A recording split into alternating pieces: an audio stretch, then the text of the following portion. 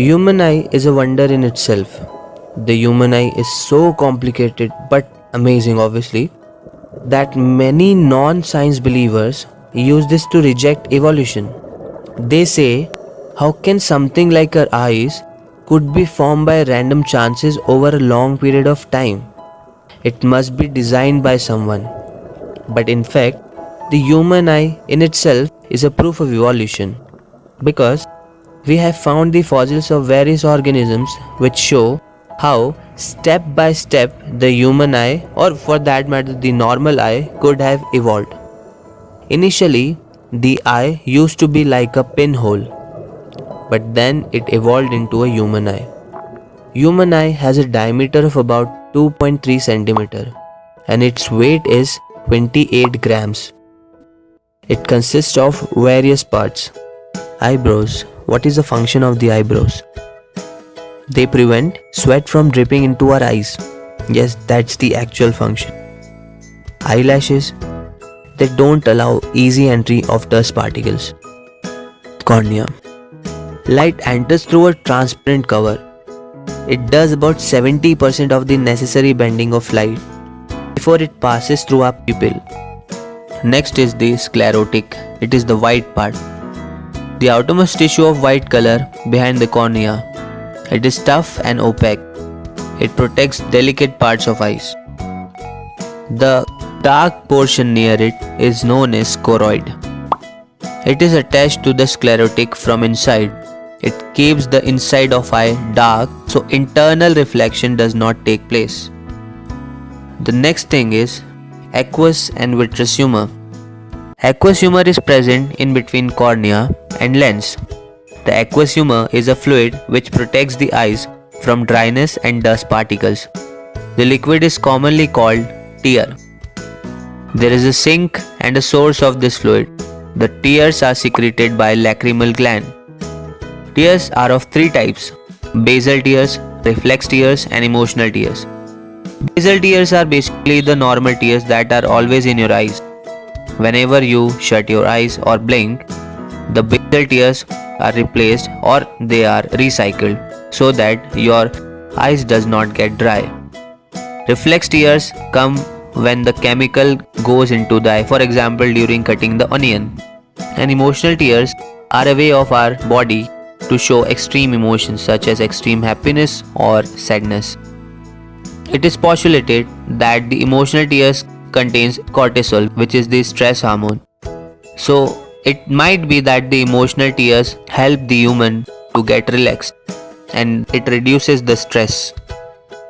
The next part is the pupil and the iris. It is a dark muscular diaphragm that controls the size of the pupil. Pupil regulates and controls the amount of light entering into the lens. Lens.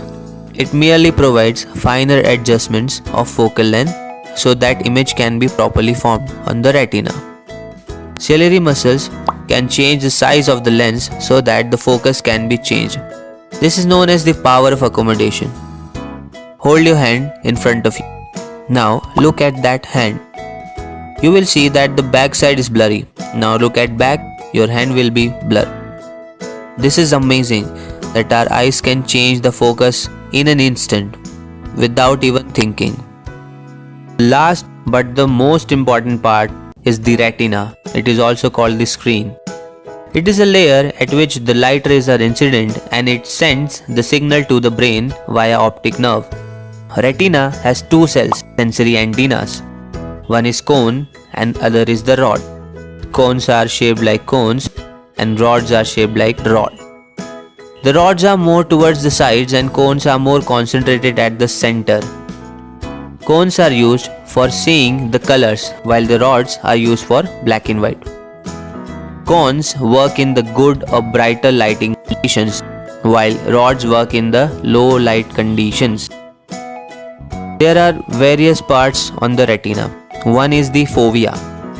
It is a part of retina where there is no rod, therefore cones are the most important cell here and color is best seen here.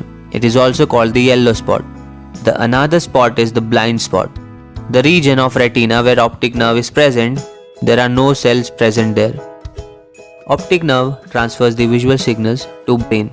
So if image is formed at that point, we can't see any image. And that's why we called it the blind spot. There is a simple experiment to notice the blind spot of your eyes. As you can see on the screen, there is X on the left side and O or a circle on the right side. Now you have to cover your left eye with your hand. Now keep the mobile phone approximately 30 cm away from your eyes. Now focus on X from your right eye. Completely focus on it. At this point of time, you will be able to see both the cross and the circle. Now slowly move the mobile phone towards you and keep in mind you have to completely focus on the cross. As you move the mobile phone towards your eyes, you will see that after a certain point of time, you will not be able to see the circle. It might be around 10 cm to 15 cm from your eyes. Another thing, instead of the circle, the region will be covered by the color that is around it. This is your blind spot. Why do we have two eyes? There are various reasons. First is for a better 3D vision. Second, we can see dim objects better with two eyes because field of view increase by 10% with two eyes. Third, viewing from two eyes keep one eye from strain. Fourth, one eye cover up the other eye's blind spot. Next question is, what is persistence of vision? The processing of image requires around 1/16th of a second in our brain. If another image reaches before 1/16th of a second, then those two images appear to be of single origin or connected.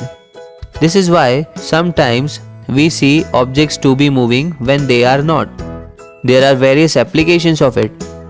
We see a series of images to be moving, which gives us the illusion of a video, just like this one. Videos are just a set of photographs which are quickly played through. Another example is the moving drawing illusion. The blades of the fan appear to be at all the places at once. What are those floaty things in the eyes? They are called floaters. They are not external. They are inside our eyes. They are tiny objects that cast shadows on the retina. They could be proteins, tissues, blood cells, etc. They are suspended in the vitreous humor, therefore they seem to float.